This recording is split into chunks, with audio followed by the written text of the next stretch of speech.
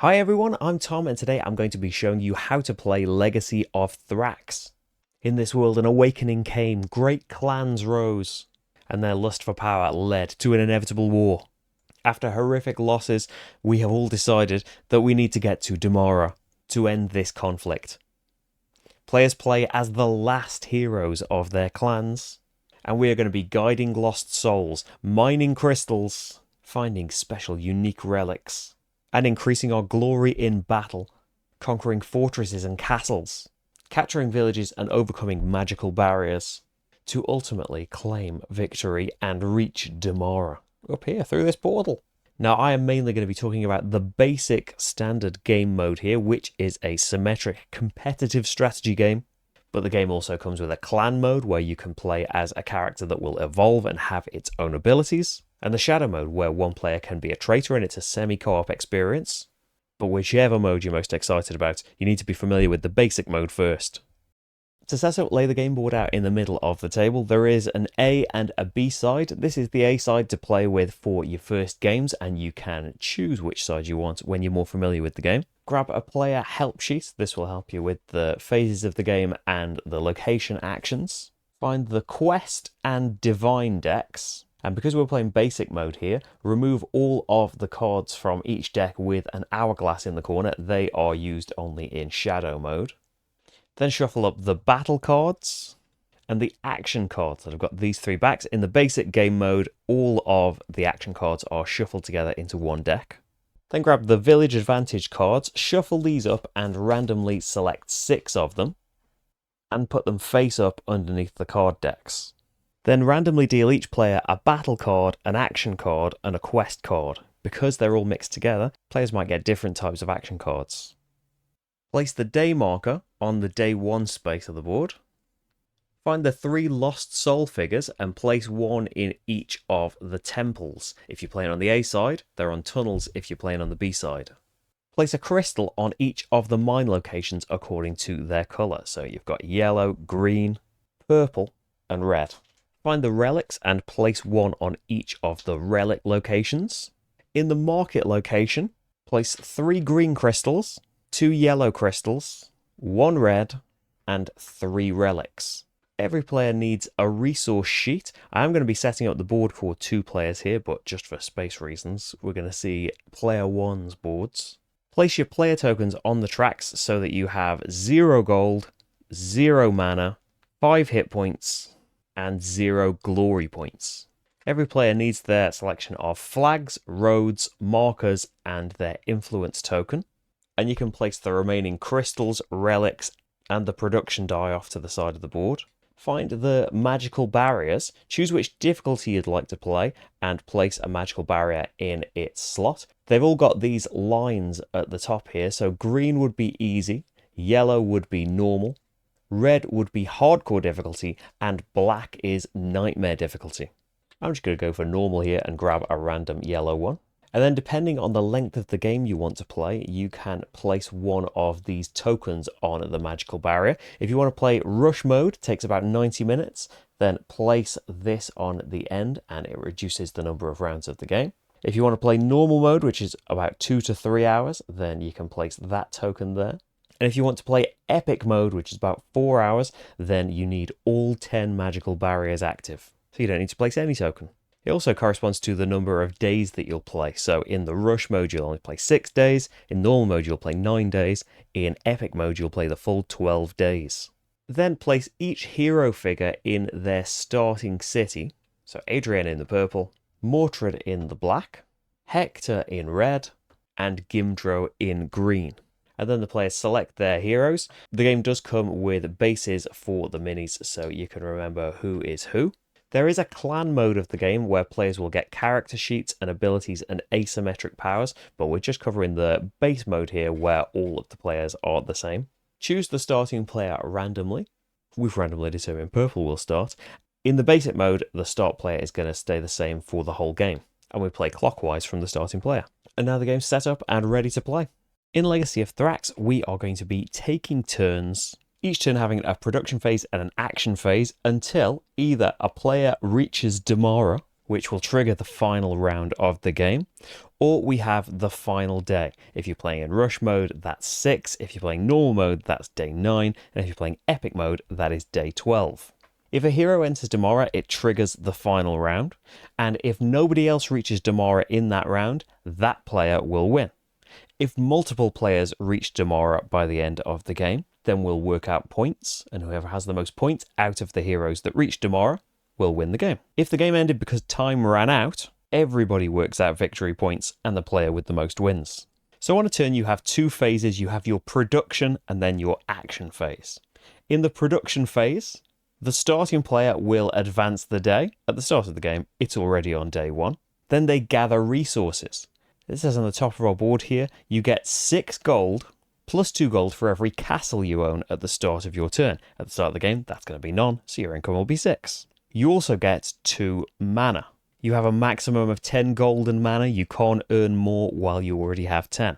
Then you roll the production die, and based on what you roll, certain areas on the board will refill. If you roll a blank, nothing is produced at all. If you roll this side, nothing is produced, but you can choose to roll again. But the other sides will cause certain colours of mines and certain relics to regenerate. So let's say we roll this side. This means that all green mines that are currently empty, so they don't have a crystal and they don't have a lost soul in them, will produce the crystal of their colour. This symbol here is for 1 relic. If we'd rolled this, the preceding player in turn order will place 1 relic in an empty relic space. So no relic on it will get a new relic of that player's choice. If there's only 1 empty space on the board, it's got to go there. If there are multiple, they can choose. And if there's currently nowhere for a relic to go, you just don't put any more down. Each mine can have 1 crystal, each relic location can have 1 relic. So if you rolled 2 relics and there was only 1 free space, you would fill up that empty relic location and you would ignore the other one. Then we come to influence tokens. Every player has 1 of these, and it has a green side and a red side. At this point in your production phase, you can place this on any location on the board, even if a hero is already there. If it's already out, you can leave it where it is, optionally flipping it over if you want to. You can move it from one location to another, optionally flipping its face. Or you can remove it from the game board altogether. The influence tokens can have a big impact because any hero that wants to move into this location is affected by it. So if it's on its green side, it means that the gold cost of moving to that location is reduced by 1 gold. But if it's on its red side, the gold cost is increased by 2. So you can try and use the influence token to help yourself, to hinder others. And every player has 1, and they stack. So if I tried to make this location more expensive, 2 other players could team up to try and negate what I've done, or they could just all team up to try and make it really expensive to really punish the green player trying to come in. So to sum up, we advance the day, we have our resource production, we roll the production die, and optionally you can place, move, or remove your influence token. Then we move on to the action phase, and there are 9 possible actions. Unless it specifies otherwise, you can do the actions in any order you like, as many times as you like, as long as you can pay the cost to do that action. The actions are: move your hero and or a lost soul from their current location to a new location, perform a location action, but only after a hero or lost soul has been moved onto that location this turn, and paying the location's action cost. You can buy an action card for 2 gold. You can activate an action card. You can play a divine card, complete a magical barrier by paying 5 relics. You can perform a battle if you have moved onto the same location as another hero. You can complete a quest card, and you can complete a magical barrier. Some of the main things you'll be doing is moving a hero or a lost soul somewhere and taking an action at that location. So let's just talk a little bit about the lost souls, the heroes, and how they move around. So the map contains lots of locations that are linked together by routes of different lengths. Moving on to a location lets a hero or a lost soul perform that location's action with a related cost. The effects and costs are all summarized on the player aid, and performing the action of a location is optional, so you can just pay to move to a location, not do anything there, and move on to another one. The lost souls are common figures. They don't belong to any particular player. They can step onto any location, nothing blocks their movement, but they can't perform an action on a location where an opponent's hero is standing. So if it was my turn as the purple player and Marty was the green player in this village, I could move the Lost Soul there, but they wouldn't be able to do the action because another player is already there. The cost to move a Lost Soul to an adjacent location is 1 mana, no matter how far the road is. So just 1 space here, it's 1 mana. 2 spaces here, it's 1 mana. 3 spaces here, it's still just 1 mana. Obviously, if you did all those 3 movements in 1 turn, that'd be 3 mana. Now, players, on the other hand, are represented by their hero. Players can only move their own heroes, and the cost to move a hero depends on the length of the route they are trying to move along. It's 1 gold for every road portion. So here you can see 2 steps. That would cost me 2 gold to go from here to this mine. 1, 2, 3 gold from my capital to this mine. Now, you can't move through a location if another player's hero is stood on that location, because as soon as 2 heroes occupy the same space, they will enter combat. And that's got to be resolved before the active player can use a location or continue to move. You can't keep moving if the location you move to is another player's capital, because in this case, a siege battle begins. And you can't move through a location if it's occupied by an opponent's flag. This means it's a hostile fortress or castle, and the player trying to move onto that fortress or castle has got to immediately pay the cost and take over that location. After they've done that, they can continue to move if they want to. Our heroes have hit points or HP. We start the game with 5, that's always our maximum, and we can go down to 1 HP, never lower. Certain location actions will cost HP, so this is the symbol for losing HP, and the number of dots on there tell you how much HP you will lose for trying to do that action. You can't choose to perform an action that would decrease your HP below 1. So if I had 2 HP and I wanted to siege this castle, which costs 2, can't do it because that would reduce me to below 1. You also can't initiate battle or perform any location actions if you only have 1 HP, even if the location doesn't cost HP to perform its action. The exception to this is any healing actions, which you can do at a healing well, at your own capital, or the source of life in the center of the board. If something happens to your hero that would reduce your HP to below 0, it just gets set at 1. If it's already at 1, it stays there. You can heal your HP to maximum at your own capital, to its maximum at a healing well, and you will heal 2 if you start your turn at the source of life location. So we've talked about how we move around and how our heroes can lose health. Let's have a look at the various locations on the board and the actions that we can perform there. So remember, heroes and lost souls can perform the location action of a location that they're currently at if they moved there this turn. So you can't take the action of a place where your hero already was at the start unless you pay to move away and back, paying for each of those movements. Some locations have an icon underneath saying who can do an action there. So this orange symbol is the symbol for a hero, and this blue symbol here is the symbol for a lost soul. That means only a lost soul can do an action at these locations. Only a hero can do an action at these locations. If a location does not have either of the symbols, it means that a lost soul or a hero could do an action there. Performing an action at a location is generally optional. The only exception to this is if you were to move onto a fortress or a castle that is occupied by an opponent. In that case, you must do the location's action to take control for yourself. After that, you can keep moving through it. The cost of location actions is also displayed underneath that location. So we talked about HP. For example, a castle here, the action would cost you 2 HP. The action as a village costs you 2 gold. Some locations give you the option of paying HP or gold. If your hero chooses to do the action, they can choose between those things. If you are taking a lost soul to perform this action though, lost souls cannot lose HP, so they must use the other option, in this case gold. There's also a difference in the capturable locations. So the white flag here means that even if an opponent has their flag on it, you can move through or onto it. You don't have to stop to capture if you don't want to. A castle or a fortress, on the other hand, have this red flag on there. That means if an opponent is in control of it and you move onto that space, you must perform the action to take control of that location. Okay, so now we'll look at all of the different types of locations and what actions you can do there. Starting off with your capital. At your own capital, you can heal your hero. As soon as you enter, you heal back to your maximum 5 HP.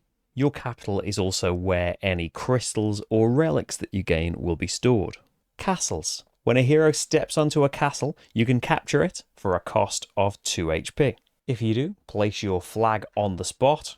It's not enough, of course. I'm doing things lying down so you can see them from bird's eye view. But if you walk into a castle currently held by an opponent, you must pay the cost and take it over for yourself. If the castle is uncaptured and you can't pay the HP cost, you can't choose to take the action. But remember, capturing is mandatory if an opponent holds the castle, so if you can't pay the HP cost, you can't move into the occupied castle.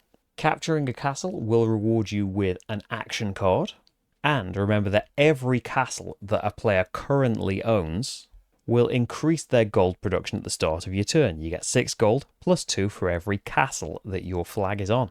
Note that sieging a castle would require you to have 3 HP because you can't choose to do an action that would put you below 1 HP.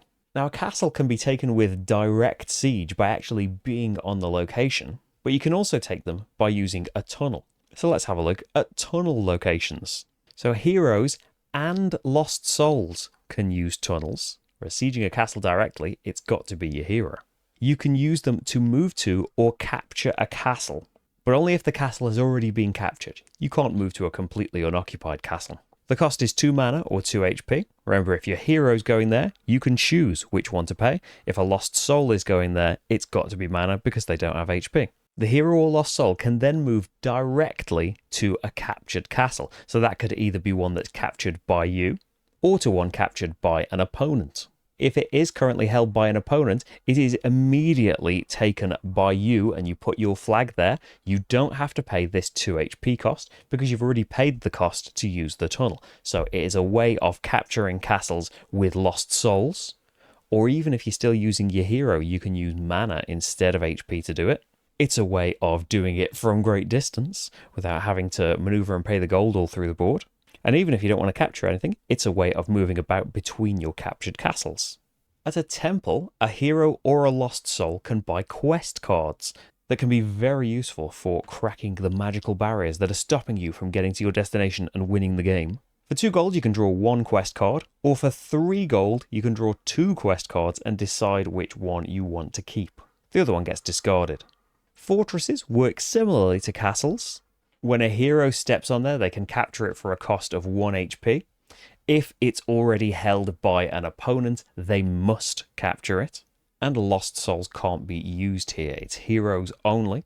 Whenever you capture a fortress, you earn a glory point. Also very important for cracking magical barriers that we'll talk about later. The relic locations are, as you might guess, for gaining relics. When a hero steps on here, no lost souls please. If there's a relic there, you can place it in your own capital. There is no cost to grab a relic here. Similarly, at the mines, lost souls can come, no heroes please, and collect the crystal there, placing it in that hero's capital. There's no cost to grab a crystal. At an armory, a hero or a lost soul can come and buy a battle card that, as you guess, will be very useful in battle. It costs 2 gold or an HP. And as you said before, if a lost soul comes here, they must pay the gold because lost souls don't have HP. You can only buy 1 battle card per turn at each of the armory locations. So going there, moving out, coming back, you can still only have 1 per location. When a hero or a lost soul steps onto a village, you can capture it for 2 gold. Capturing it, as always, places your flag on there, or replaces another player's, and you get a village advantage card. If the village was previously unoccupied, you pop your flag there. You can choose from any of the currently available village advantage cards. If you're the first person in this game to get one, you've got a choice of all 6, but later on they might be held by the players. If the village was previously held by an opponent, your flag replaces theirs, and you take a village advantage card of your choice from that player. The village cards have got 2 sections to them. The first one is an ongoing benefit that just owning that village advantage card gets you. In this case, capturing a fortress can be paid with 2 gold instead of 1 HP. On the bottom side here, we have got village next to a number. This means if you have this many villages occupied, you get this benefit as well. In this case, at the end of your turn, receive a battle card. This symbol here is just for playing the clan mode, and you don't need to worry about it in the basic game. At a portal, you can move directly to any other portal or your own capital at a cost of 1 HP. Lost souls can use portals for free. To try and win the game, you are probably going to want to desperately use a portal to get to the Nordic portal up above, which will take you to the magical barriers protecting Dimara. But that's for later. You definitely don't want to go there too early. At the market, this place currently buried by all of this stuff, you can exchange items between the market and your own capital. For every item you choose to move from your capital to the market, you can take an item from the market and put it into your capital. The action's free and you can do it as many times as you like, but the exchange rate is 1-to-1. Everything you take, you've got to give something back. You can also sell unused cards here, a maximum of 3 per day. You can't sell village advantage cards, but any other type is fine. And you'll receive 1 gold for each card you sell. When the current day space moves to a market icon, at the beginning of that day, we restore the market to its starting condition, which is 3 green crystals, 2 yellow, 1 red, and 3 relics. At a healing well, as soon as a hero steps onto it, they are restored to their maximum 5 HP. And finally, at the source of life, when you step onto the location, you immediately receive a divine card. You don't start with them. For 2 gold, you can buy another and choose which one to keep. The other one goes back in the deck and gets shuffled. If you start your turn with your hero on this location, you heal 2 HP and you can choose between receiving 2 mana or 2 gold. Divine cards can give you very powerful abilities, but many of them will help you reach Dimara, so it's usually worthwhile for you to save them until near the end when you are trying to reach Dimara. There is also the Frozen Island down here at the bottom, which at the moment doesn't do anything. That's for a possible future expansion. So there we go, that is how all of the locations work. Now let's talk about roads. Certain village advantage cards will let you build roads. Like this one here. If you have this ability, at the end of your turn, pay 2 gold and 1 HP to build 2 roads. Each player has a maximum of 10 roads that they may build, and you can decide to build them on any route on the board as long as it's not red or already built by another player. If you've already got your 10 roads out and you want to build more, you have to move existing roads. The benefit of the roads for you is that should you want to move along them, the cost to move down that path is reduced by 1 gold for every road you have on it. So usually a 3 gold route, if you have placed a couple of roads on it, now that only costs you 1 every time you want to move across it. Another benefit is income. If another player wants to move across this route, they still have to pay 3 like normal, but then you get to take gold from the supply for every road of yours they just moved across. So it still costs an opponent 3, but you get to receive 2 for this particular route. So it makes things cheaper for you, it doesn't change the cost for opponents, but you get a reward. So it can be very beneficial vying for the road benefits from the market advantage cards. Now let's talk about action cards. In the basic game, these are all shuffled together to form one deck. In the clan mode, every clan has their own deck. As an action, you can buy an action card from the top of the deck for 2 gold. You can do this as many times as you want on your turn. And on your turn, you can just use an action card. There is no cost to do it. And they can do a wide variety of things like capture a castle and receive a battle card. No cost. Increase your hero's HP by 3. So usually you need to use them on your turn. But there are cards like Protection here that I started with that have this lightning bolt. That means they can be used at any time outside of your turn as well. So Protection here could be used to just receive 3 gold, or when you're attacked, no battle will be held. Move the attacker hero to a neighboring location instead. But now we mention it, let's talk about battle. Remember, battle is initiated when you move onto a space containing another hero anywhere outside a capital, and that's a duel. If you enter any opponent's capital and there is no other hero there, you start a siege battle instead. And we are looking to have the highest value of combat points, so let's have a look at a duel. And this is where the battle cards come in. And it's worth noting that in one turn, one hero can only be attacked once. You can't repeatedly attack the same player. So your current HP tells you how many battle cards you're allowed to play. If your HP is at 1 or 2, you can only play 1. If your HP is at 3 or 4, you can play 2. If you're at max HP, you can play up to 3 battle cards. The number of battle cards you have is public knowledge. You're not allowed to keep that secret, but what's on the battle cards is your little secret. So let's say we were both at full health here. We would play our cards in secret, and then once we've chosen, flip them both over. So I've come in here to attack and played my 3 cards. I've got a total combat power of 5. But Marty, the green player here that I'm attacking, he's played 3 as well. He's got a value of 6. Unfortunately for him though, your combat value is the sum of your cards plus the number of fortresses you control. And in this example I've cooked up, I control 1 fortress. So our values become 6 and 6. Highest combat points wins, but in case of a tie, the attacker wins the fight. In addition to the combat values on the cards, they've all got a blessing value on. And so, after the battle, we can each choose 1 blessing from these cards. So I would have the option, after the battle, set your hero's HP to a maximum. If you win the battle, get 2 glory points instead of 1. Spoilers, we're going to get glory points, and I've got that again. But even losing, Marty gets the choice of a blessing as well. Receive a quest card, or set your hero's HP to maximum. There are also sometimes clan values on the cards. They're only used in the clan mode of the game. So sometimes it could be beneficial to march into a fight you know you're probably going to lose, because you'll still get the benefit of a blessing, which could be vital to what you want to get done. The winner's blessing happens first, then the loser's blessing. The winner of the battle gets 1 glory point. They steal an item of their choice, a relic or a crest, from the loser's capital, if they have anything to steal. And they steal a gold from the defeated player as well. If the player doesn't have any gold, they just receive 1 from the supply. The defeated player also gets placed by the winner into a neighbouring location. That location can't be another player's capital. It can't be a castle or a fortress owned by someone who isn't the defeated player. And it can't be on a space occupied by another hero. So in other words, you can't force them into a situation where they're going to be losing more HP, or into another duel that they might not even have the HP to do. The defeated player randomly draws 1 battle card from the deck to help in their next combat. They lost a gold to the winner, they lost an item to the winner potentially. They reduced their hero's HP by 1, unless they were already at 1, then they stay there.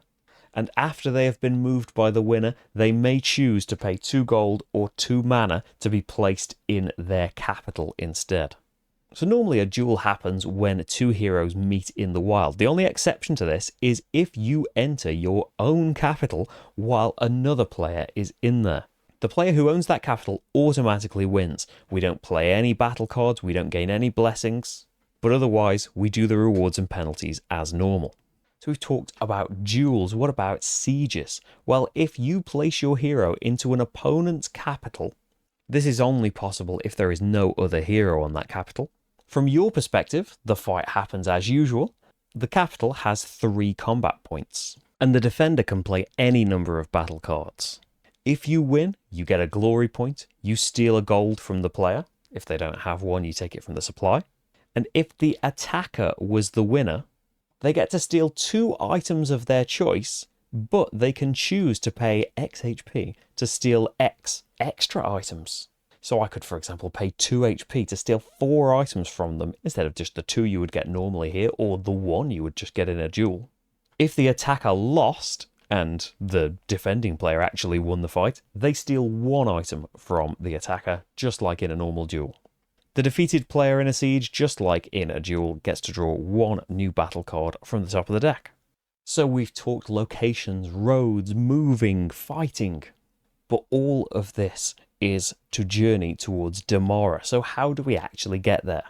This is the outer dimension in the corner of the board, and to travel there, players are going to have to move first to a portal, any of the portals that are on the board, pay the cost and choose to move to the Nordic portal right up top here. Once you've done that, you then need to pay 3 gold to move along the magical path and start to navigate the magical barriers. Now, in my example here, we're in normal mode, so these 3 magic barriers aren't active. But after that, the player has to step onto each magical barrier individually and pay the gold and HP cost to move from barrier to barrier until they go past the last one and they reach Dimara and potentially victory. Now, you might have seen a problem already. Heroes can only have 10 gold and they can only have 5 HP. So how are they going to move across here and spend all of that to reach Dimara? Well, we'll talk about it in a second. There are ways to complete barriers in the game before you come up here, and you are really going to want to do that. As soon as you move your hero to the Nordic portal, your hero is done moving for the rest of the game. You can do turns in the future with lost souls, like you haven't taken your last turn, but it's your hero's last turn. And if your hero can't navigate the magical barriers in this turn to get to Dimara, they will not do that. You can still do stuff to try and earn points and hope that no one else reaches Dimara, but you need to plan very carefully before you move to that Nordic portal because there is no going back. So, now I've hopefully scared you sufficiently, I will tell you how you can get some of these magical barriers bypassed. We do this by placing our player tokens onto the magical barriers. So if I had one here, that means that when I finally get to Dimara, I don't even have to deal with this first barrier. I can go straight to the second one and start paying costs. One's not going to get me there though. And depending on the difficulty of the game, you saw at the start, there are easy ones, there are much more difficult ones that are going to change the costs and variety of the barriers up here. There are 3 different ways we can complete these magical barriers over the course of the game. First of all, you can collect relics. When you've collected 5 or more relics in your capital, you may, on your turn, spend 5 to crack any magical barrier that is marked with the relic icon. You then place one of your tokens on there to show that that barrier is complete, and you won't have to do it when you journey there. Bear in mind though that you can only do this on your turn, and you don't have to do it as soon as you've got 5, but outside your turn, other players can fight you and steal things from your capital, so you might want to do it sooner rather than later. Receiving glory points can allow you to complete barriers. We get glory points from being victorious in combat, you get 1 from that, and every time you capture a fortress, you get a glory point. When you reach 4, 7, or 10 glory points, you can place one of your tokens on a magical barrier of your choice. If you've already got 10 glory points, you can't get any more. And finally, you can complete quests to complete the magical barriers. Quests have got 2 important parts. They've got the crystals that are required to complete it, and they've got a condition that needs to be met. So let's say I had this quest here. Colonist, have at least 2 villages, yellow and green crystal. In my capital, I would need the crystals listed. Purple is a very special crystal. There's only 1 purple mine on the board, and purple can stand in for any crystal, but you're never required to use a purple. It's optional. You can wait to find the proper coloured ones if you like, but there are other benefits to using a purple crystal. We'll see in a minute. So you need to have the crystals that are required on the top and also meet the condition. In this case of colonist, have at least 2 villages. So I've got my flag on 2 villages here. I've got my crystals. I can choose to complete my quest. Which barriers can I break with this though? So I used a yellow and a green crystal. They are spent and go back to the supply. That means I can choose any yellow or green barrier to break. I say, oh, this one here costs 3 gold and 2 HP. I'll break that one.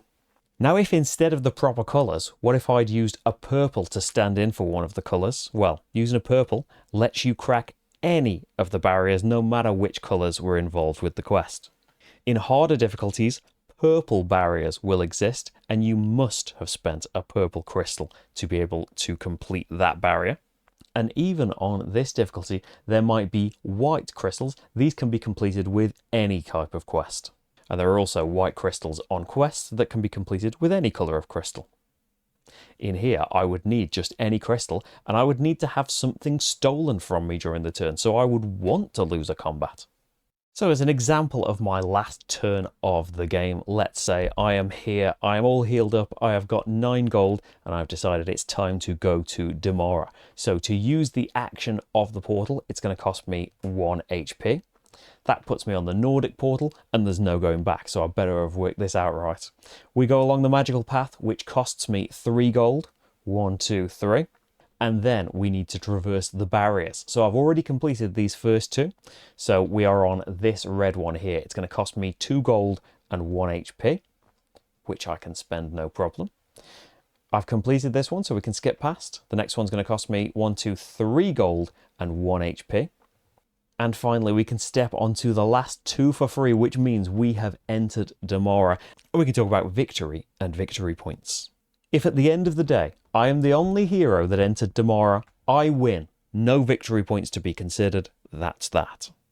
If multiple heroes entered Dimara on the same day, then we do need to work out victory points. If no heroes entered Dimara at all by the last day, then we work out victory points. Your points are as follows. Every road built by that player is worth 1 victory point. Every item in your capital is worth a point each. Purple crystals are worth 3 points. So here I'd have 3, 4, 5, 6 points. Every captured location, whether that's a castle, a fortress, or a village, is worth a point. Each point of mana you have remaining is worth a victory point. You get these brown points for every magical barrier that you completed and has got your token on. And if it's applicable, you get the points in green depending on the position that your hero got to along the magical barriers. So if you didn't quite make it to the end, if I got it to this point, I would still get 13 extra points for my hero having made it this far. So it's still worth giving it a go, even if you can't quite make it. If there is a tie when counting up the points, the tied players have saved the world together and they share the victory.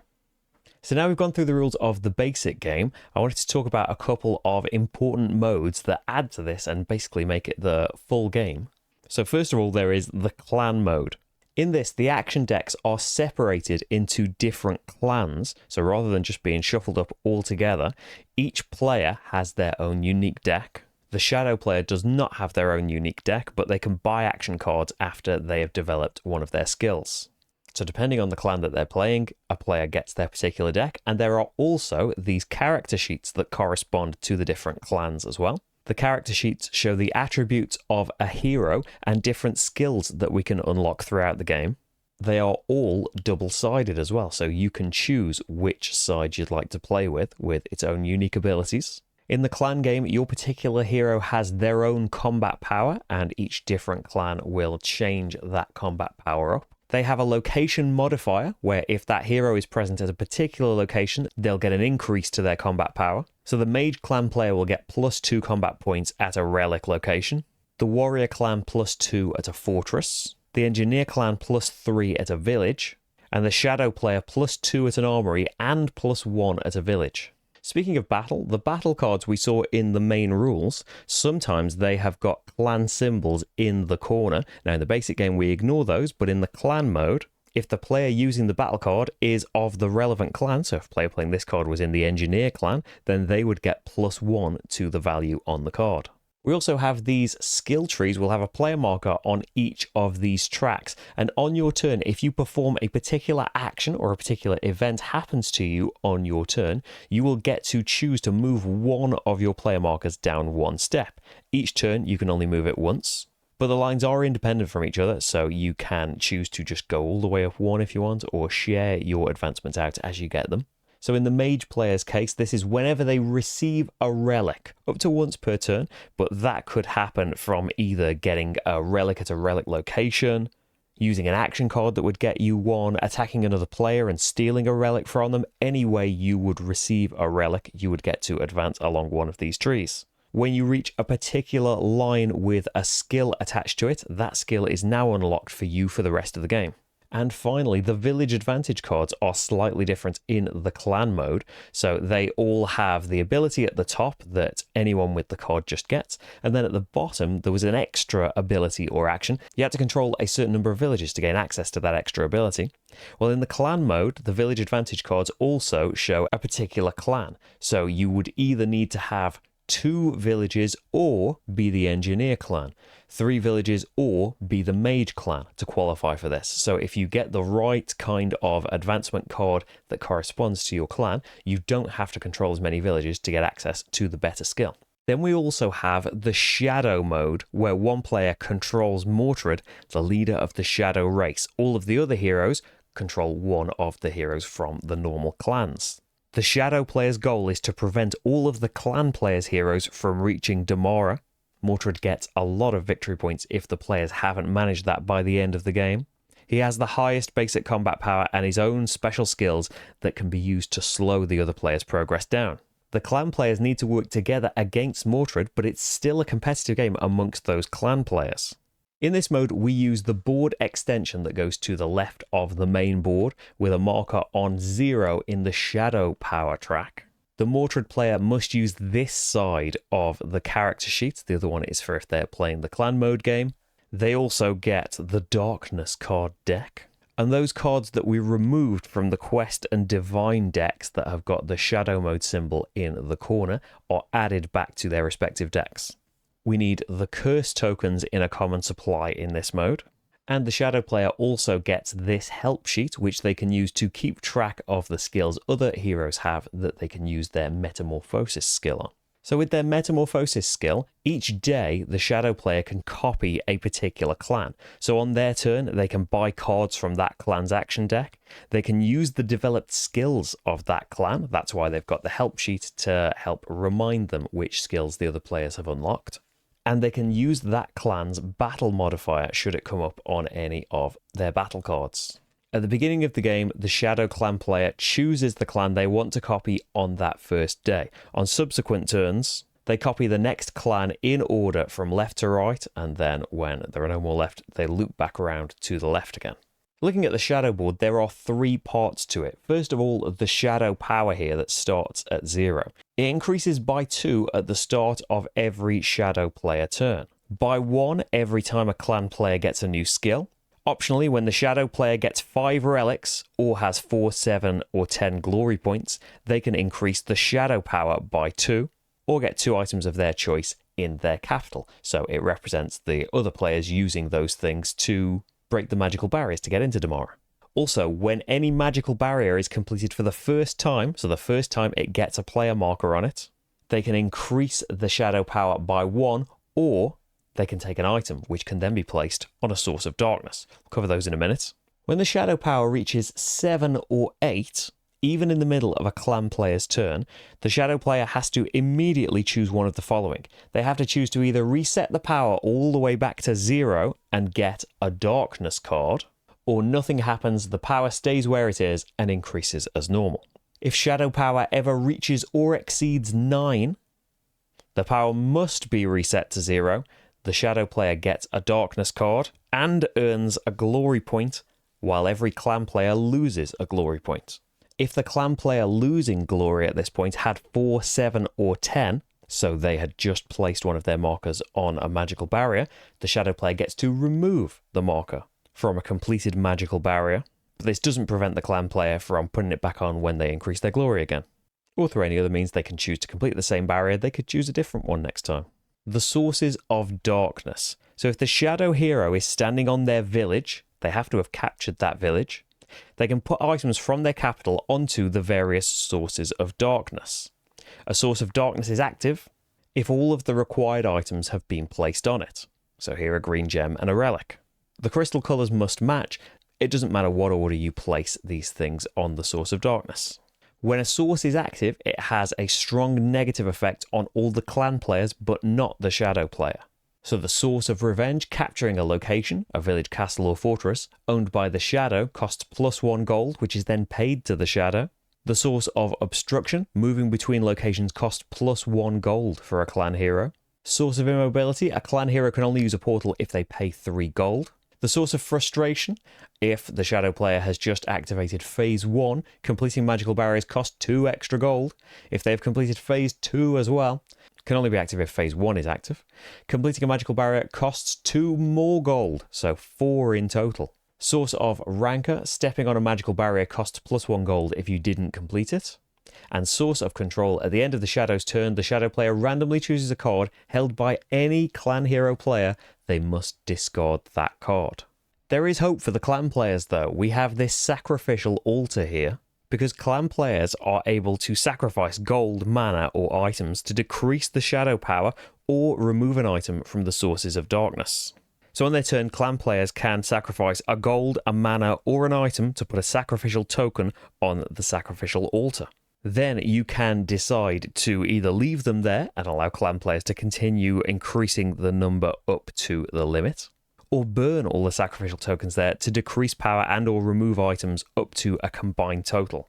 So the skulls represent how many clan players are in the game, 1, 2, or 3. The candles represent how many things you are allowed to remove, whether that's shadow power or items on the sources of darkness. And the numbers above those candles represent how many sacrifices you must have made to reach that level. So let's say that in a 2-hero game, we have managed to accumulate 4 tokens on the sacrificial altar. That means we would be able to burn these when the 4th is placed to reduce shadow power by 1 or remove 1 item from the sources of darkness. But if we let that build up to 6, we would get to do 2 things, or 8, we would get to do 3 things. And those 2 or 3 things could be split between removing power and items from the source of darkness. Now, when we decide to burn the sacrifices, the player with the fewest sacrifices gains a curse token. If there's a tie, the shadow player decides who gets the curse token. Unless all the players made the same amount of sacrifice. In that case, nobody gets a curse token. The player with the most can burn a curse token. So in our situation here, if we were to burn these 4, the green player would gain a curse, and if they already had one, the red player would be able to burn a curse for free.